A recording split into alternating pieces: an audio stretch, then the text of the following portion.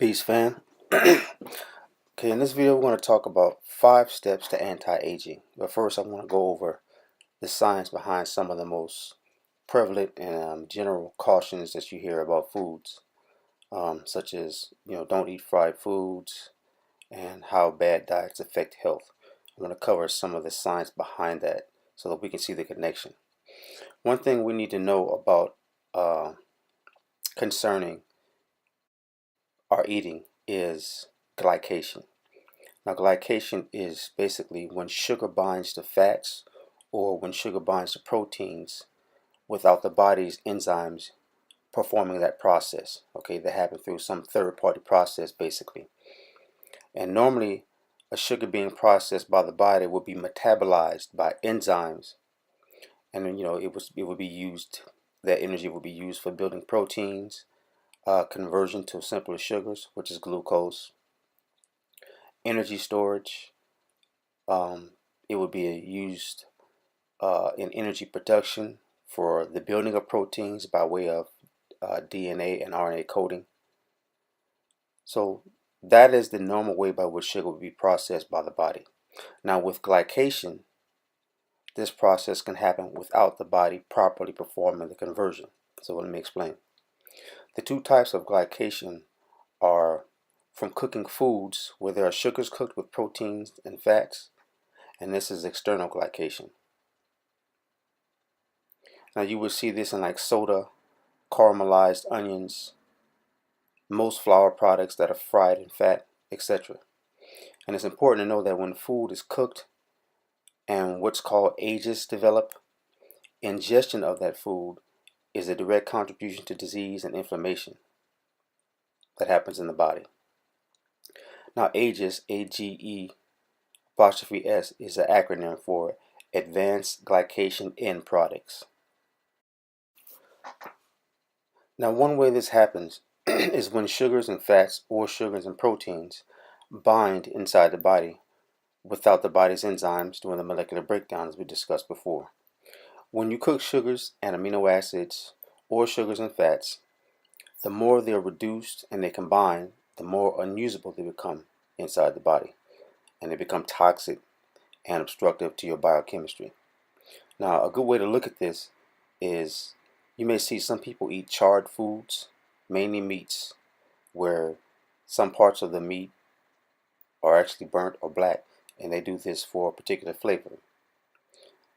And this is the same process when they caramelize soda or onions for flavoring. Even though they may not be black, there's still a process of where the binding of the sugars and the fats, or the sugars and the proteins, cause what are called these advanced glycation end products, which are basically toxins. Now, even though some people eat meat that is slightly burnt because of the flavor, to most people, it's obviously unhealthy. The char is actually carcinogenic to the body, and it's completely unusable. But what some people don't understand is that it acts as a toxin, a carcinogen in the body, which is a precursor to cancer. Now, there are stages in between the actual charring and the slight browning of certain foods, especially sugars and proteins or fats, that are unstable and are not digested properly, but they combine into foreign molecules inside the body anyway. Now, this is an element of the glycation end product formation. That's where it starts.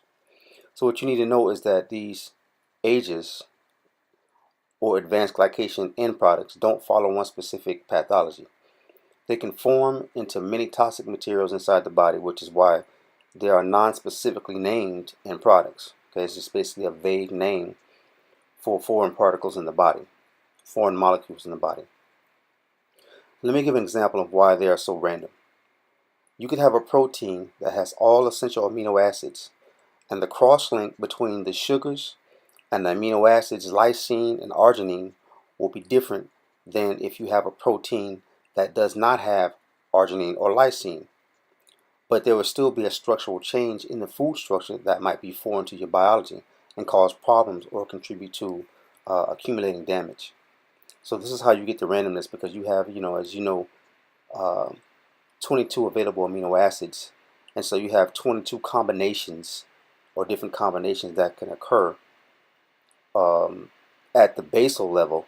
And then off of those 22, you do the additional 22 plus or 22 times, and you can get a multitude of issues. Now they've been noted to form, and this is I'm talking about ages here. They've been noted to form like paste-like substances in the body and clog arteries. These end products have been known to attach to organs and proliferate as tumors. Some have been found to attack nerves of the eyes, of the feet. Very random and unspecific are these molecules, but the consistent effect, what they are consistent in, is in damage to the body. And that damage is further complicated by the fact that these end products have also been known to be the cause of what's called acrylamide. Now, although from my studies, I don't really see them as all that different, but they're classified as completely different substances. Now, acrylamides form from the same process, starches combining with fats such as frying potatoes and oil until they start to brown. Again, the fat molecules bind to the sugar, molecules in the starch, the potato, and they form what in this case is acrylamide, which is said to have carcinogenic potential. Now, this is the science behind why we're always warned to stay away from fried foods. In short, the frying of a lot of foods creates a third-party molecule.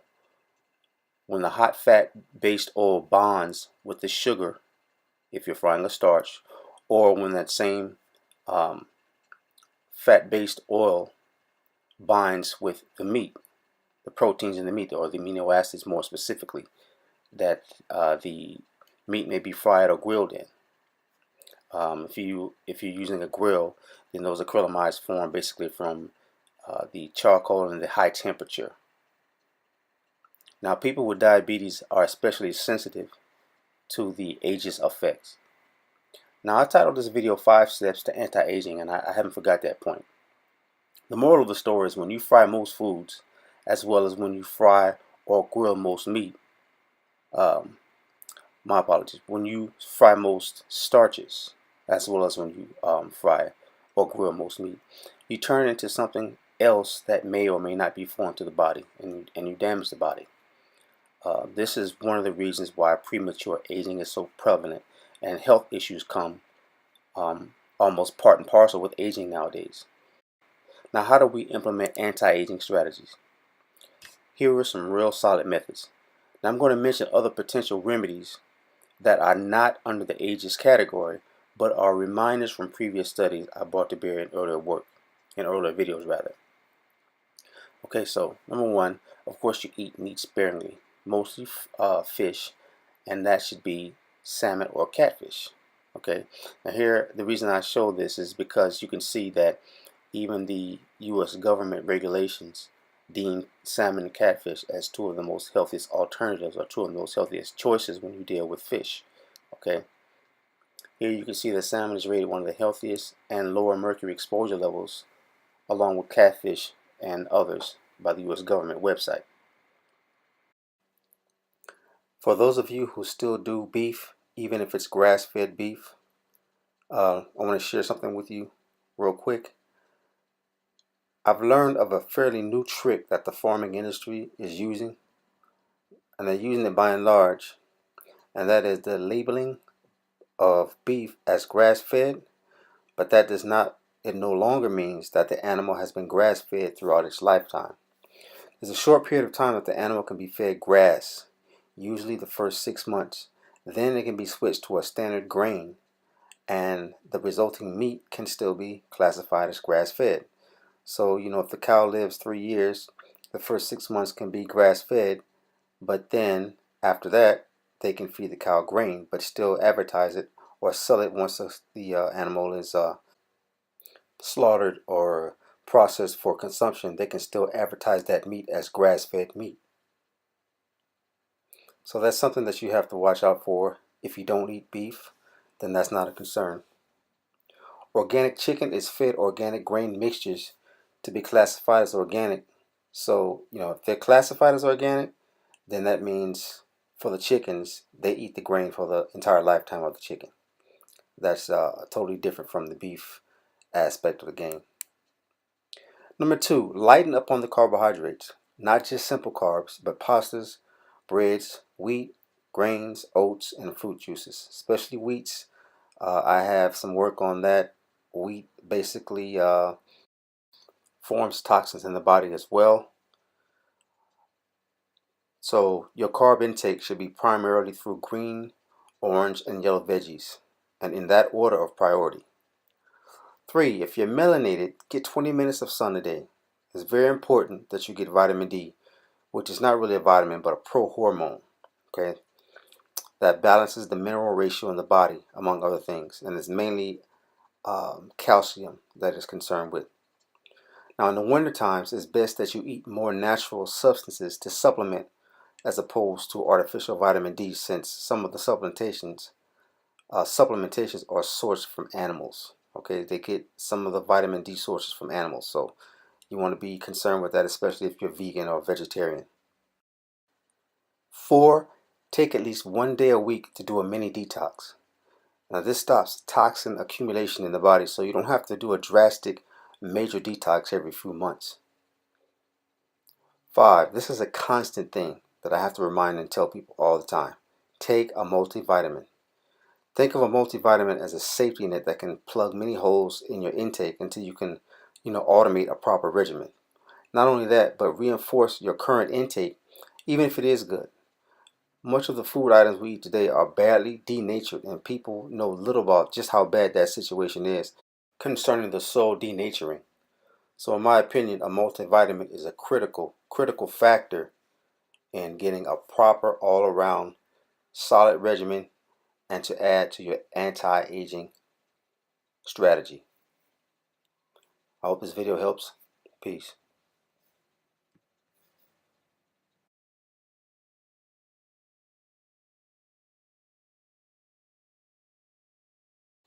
If this information has helped you in any way or you found it valuable, don't hesitate to subscribe.